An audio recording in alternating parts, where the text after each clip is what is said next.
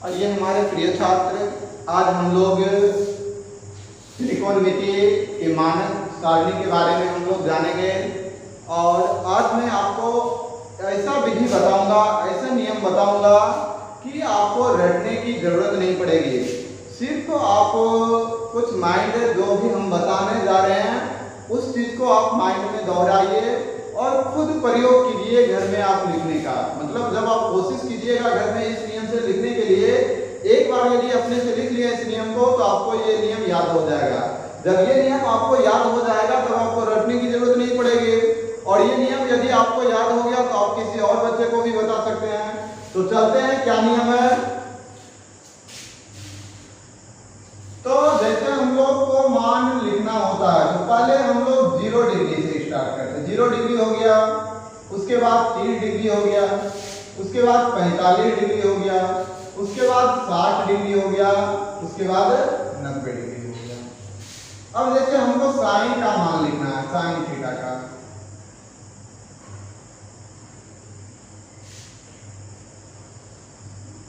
अब ये जो हम लोग डिग्री लिखे हैं इसको हम लोग रेडियन में कन्वर्ट कर लेते हैं। मतलब इसको रेडियन में क्या लिखा जाएगा, जैसे 0 है तो 0 को कोई रेडियन नहीं होता, 0 का 0 ही हो जाता है। अब 30 डिग्री का है तो 30 डिग्री को हम लोग लिखते हैं π/6 रेडियन, और ये 45 को लिखते हैं π/4 रेडियन, 60 को लिखते हैं π/3 रेडियन और 90 को लिखते हैं π/2 रेडियन। अब देखिए ये जो रेडियन का मान हम लिखे हैं, ये रेडियन बना कैसे, इसके बारे में भी आप लोगों को बता देते हैं। ये रेडियन कैसे बना, तो ये देखिए रेडियन कैसे बना। ये जो पाई रेडियन है, पाई रेडियन का मान होता है 180 डिग्री। पाई रेडियन का मान 180 डिग्री होता है। जैसे ये पाई है तो पाई आप बटे में क्या हो गया 6, ये कट गया, ये आपका हो गया 30 डिग्री, वही 30 डिग्री लिखा गया है। ये पाई है, इसके जगह हो गया 180, अब बटे में 4 है, इसको कटाइए कि 45 हो जाएगा, वही 45 डिग्री यहाँ पे है। ये π/3 है, मतलब पाई रेडियन का मान 180, 180 बटे 3 कीजिए कि 60 हो गया, वही 60 डिग्री है। ये जो 90 डिग्री लिखा गया, ये पाई का मान 180, अब बटे में 2 ये कट गया, क्या हो गया आपका 90 डिग्री हो गया। ये हम लोग तो जान गए कि ये पाई रेडियन कैसे लिखा गया। अब चलते हैं आगे, हम लोग का आगे जो प्रोसेस है, इस प्रोसेस को बस जरा सा हम लोग समझेंगे। यदि इस प्रोसेस को हम लोग समझ गए तो मानक सारणी का सारा मान हम लोग निकाल देंगे। एक ही मान लीजिए साइन से ही नीचे टोटल हम निकालेंगे, एक नियम इससे। और ये भी नियम कोई भारी नहीं, एकदम आसान नियम है। क्या आसान नियम है, जैसे 0 डिग्री से हम लोग स्टार्ट कर रहे हैं तो 0 हो गया। 0 के बाद क्या चीज होता है, काउंटिंग में, गिनती में हम लोग गिनती जानते हैं, बच्चा जानता है इसके बारे में, छोटा छोटा बच्चा से पूछेंगे 0 के बाद क्या होगा बता देगा फट से। अब 1 के बाद क्या होगा 2, 2 के बाद क्या होगा 3, 3 के बाद क्या होगा 4। तो 4 एक लास्ट हुआ हमारा, जितना से लास्ट हुआ सबका बटे में उतना लगा देना है। तो बटे में 4, बटे में 4, बटे में 4, बटे में 4 लगा दिए, सबके बटे में 4 लगा दिए। अब देख लेते हैं यहाँ पे हम लोग का जो है आगे क्या नियम है। इसका आगे का नियम है, इसमें सभी पे रूट अंडर को लगाना, सभी पे रूट अंडर को अब हम लोग लगाएंगे। तो देख लेते हैं, इसके रूट अंडर लगा लेते हैं तो क्या होता है हमारा, ये रूट अंडर लग गया। जब ये रूट अंडर लग गया तो ऊपर 0 है तो इसका मान 0 ही होगा। अब इस पे भी रूट अंडर लगा दिए, 1 का वर्गमूल 1 हो गया और 4 का वर्गमूल 2 हो गया, मतलब साइन 30 डिग्री का मान हो गया 1/2। अब चलते हैं इस पे भी रूट लगा दिए और ये कट गया, 2 दूनी 4, ऊपर हो गया 1, 1 का वर्गमूल 1 हो गया और ये 2 जो है हमारा रूट के अंडर में है, मतलब रूट के भीतर है, तो इसका वर्गमूल नहीं निकलता, ये रूट 2 हो गया। अब इस पे भी रूट लगा दिए, ये रूट 3 हो गया और 4 का वर्गमूल हो गया 2। अब इस पे भी रूट लगा दिए, ये कट गया एक बार में, 1 का वर्गमूल 1 ही होता है। अब ये हमारा मान हो गया तैयार, 0 डिग्री का तैयार हो गया, 3 डिग्री का तैयार हो गया, 45 का, 60 का, 90 का, सारा का मान हमारा तैयार हो गया, रेडी हो गया। अब चलते हैं साइन के बाद कॉस में हम लोग लिख लेते हैं कॉस थीटा का मान लिखना है हम लोग को। तो कॉस थीटा में कुछ नहीं, बस साइन का जस्ट अपोजिट करते जाएंगे। जो 90 का होगा वो साइन 0 का होगा, जो 60 का होगा वो 30 का होगा, जो 45 का वो 45 का होगा, जो 30 का 90 का, बस वही काम कर लेना है। तो हमारा साइन 90 का मान क्या हुआ था, एक cos 30 का होगा मान। अब cos 30 का मान लेना है तो साइन 30 का हुआ, 60 का हुआ था। उसी तरह से अब हम लोग इसको लिख देते हैं, ये 0 जब ये पहले स्टार्ट कर दिए, उसके बाद इसको लिखा गया, फिर ये लिखा गया। साइन cos का मान हो गया। अब हम लोग को tan का मान निकालना है। तो tan निकालने के लिए देखिए हम लोग याद किए हुए हैं, क्या याद किए हुए हैं, tan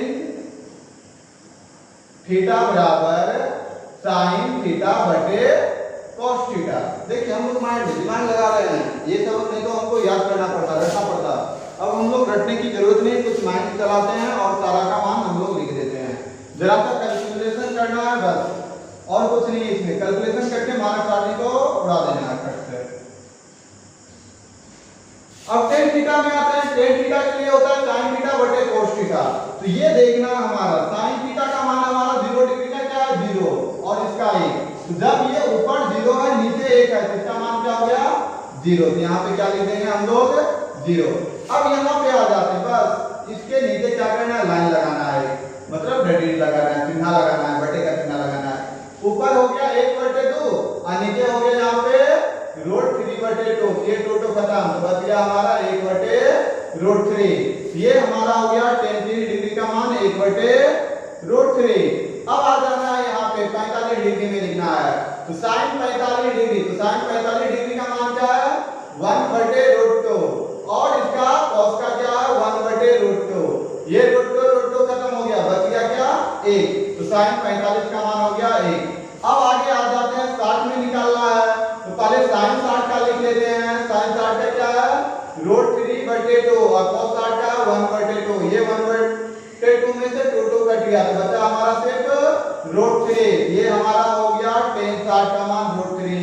अब चला आते हैं tan 90 डिग्री में। तो tan 90 के लिए पहले हमको sin 0 का लिख चुके हुए, sin 0 का है 1 और cos 90 का है 0। अब किसी भी चीज से 0 से जब भाग देते हैं ये अपरिभाषित होता है, जिसको हम लोग बोलते हैं इन्फिनिटिव। यहाँ पे इन्फिनिटिव का चिन्ह दे देंगे, अपरिभाषित।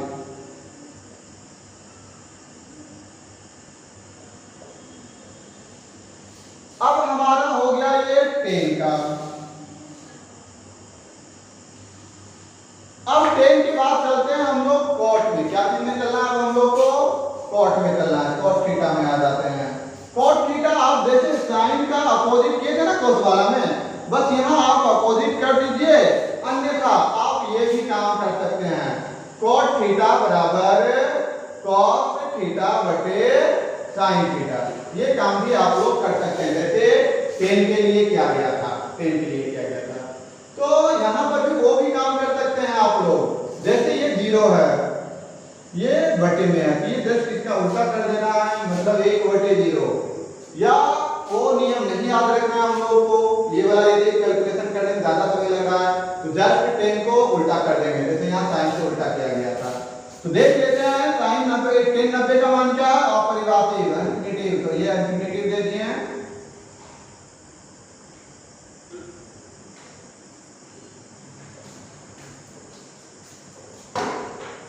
अब आगे आ जाना है cot 30 डिग्री का, जो 60 का है, तो 60 का हमारा tan है √3। 45 का सेम, उसके बाद 1/√3, उसके बाद 0। बहुत ही आसान हुआ।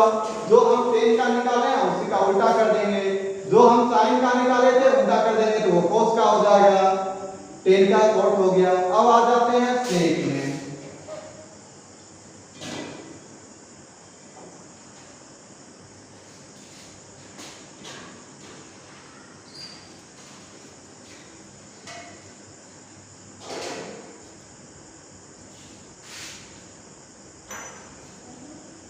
सेक, उसके बाद एक होता है cosec में।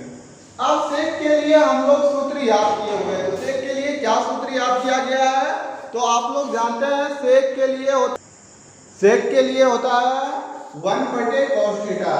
जैसे अभी tan cot का हम लोग निकाल चुके हैं, अब हम लोग को सेक का निकालना है।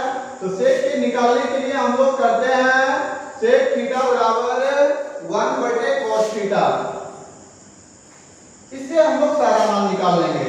जैसे हमको निकालना है सेक 0 का निकालना है, तो सेक 0 को निकालने के लिए हम लोग cos का मान देखेंगे 0, तो cos का 0 मान हम लोग क्या लिख चुके हैं, 1 लिख चुके हैं। तो ये हमारा हो गया 1, तो 1/1 हो गया, इसका मान 1 ही हो गया, मतलब सेक का मान हो गया हमारा 1। अब आ जाते हैं 30 डिग्री का मान निकालना है हम लोग को, तो 30 डिग्री निकालने के लिए हम लोग को cos 30 डिग्री का ये जो cos 30 है 1/2 कर देना है, तो 1/√3/2, ये 2 चला जाएगा ऊपर, मतलब ये हो गया 2/√3। अब यहाँ आ जाना है, इसका भी 1/2 कर देंगे, ये √2 ऊपर चला जाएगा, ये हो गया √2।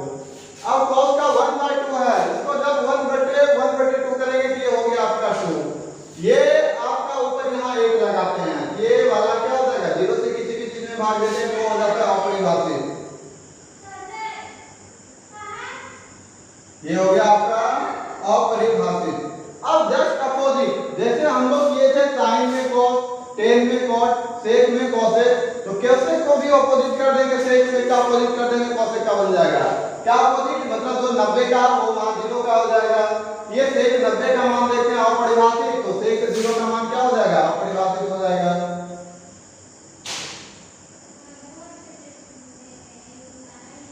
अब आ जाना है जो sec 60 डिग्री का मान होगा वो cosec 30 का होगा, ये हमारा 2 है, उसके बाद √2 है, उसके बाद 2/√3 है, उसके बाद 0 है। यदि वीडियो अच्छा लगे, पसंद आया, जरा सा भी मेरी बात आपको समझ में आया तो लाइक सब्सक्राइब जरूर कीजिएगा।